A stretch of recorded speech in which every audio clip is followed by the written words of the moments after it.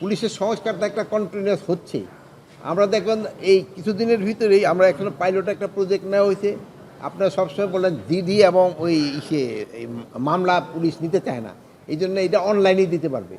সিলেট রিজনে কিন্তু আমরা অলরেডি শুরু করে দিচ্ছি সিলেটে, এটা পুরো বাংলাদেশে আমরা শুরু করে দিবে। যেমন আমরা দেখছেন এখন পাসপোর্টে পুলিশ ভেরিফিকেশনের দরকার পড়ে না।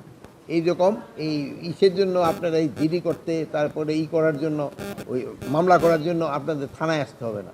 ওই অনলাইনে আপনারা থানায় এই না এসে এই মামলা করতে পারবেন। প্লাস আপনার ওই যে আগে আপনার বলা যে রিমান্ডে নিয়ে যদি জিজ্ঞাসাবাদ করার জন্য আমরা কাচের মতো ঘর করে দেব, যেমন অন্যেরও দেখতে পারবে যে তার সাথে কীরকম কোনো খারাপ আচরণ করা হচ্ছে কিনা, এইসবগুলো করা হচ্ছে। যদি মামলা বাণিজ্যে যদি কেউ ইসের খাতে দুর্নীতির সাথে জড়িত হয়, তাকে কাউরি ছাড় দেওয়া হবে না। আপনারা জানেন পুরো এই র্যাঙ্কের 84 জনরে কিন্তু আমরা অ্যাটাচ করে রাখছি।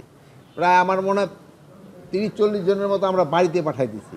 আরও এরকম 30-40 জনের বাড়িতে পাঠানোর জন্য আমরা একটু কুণ্ঠিত করব না যদি কোনো রকমের দুর্নীতির সাথে জড়িত হয়। তবে হ্যাঁ, আপনারা একটা সত্যি কথা বলছেন, বাংলাদেশের সবচেয়ে বড় সমস্যা হলো দুর্নীতি, সবচেয়ে বড় সমস্যা দুর্নীতি।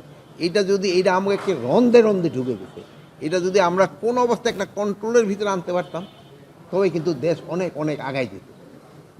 এই জন্য আমি আপনাদেরও সহযোগিতা চাচ্ছি। আপনারাও এইটা লোকজনদের সচেতন করবে এবং যেন কেউ দুর্নীতি না করে, এই জন্য বলবেন।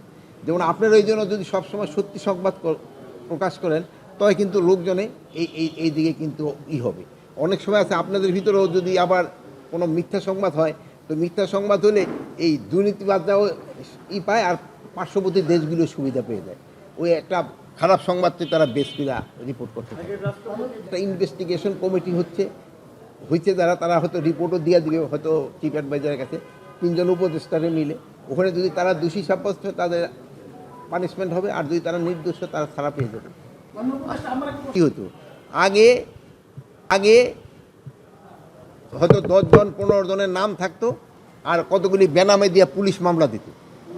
আর এইবার হইতে কি আপনারা মামলা দিচ্ছেন, 10 জন 15 জনের নাম দিচ্ছেন, 200-250 বেনামি লোক দিচ্ছেন। এই জন্য কিন্তু ইনভেস্টিগেশনও দেরি হয়ে যাচ্ছে।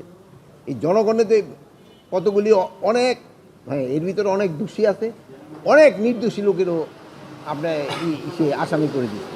এই জন্য কিন্তু ইনভেস্টিগেশন দেরি হচ্ছে। এই জন্য আমরা দেখব যে দোষী তারা আমরা শাস্তির আওতায় নিয়ে আসবো, আর যে নির্দোষী যে নির্দোষ সে যেন কোনো অবস্থায় সাজা না পায়, এই ব্যবস্থা আমরা করব।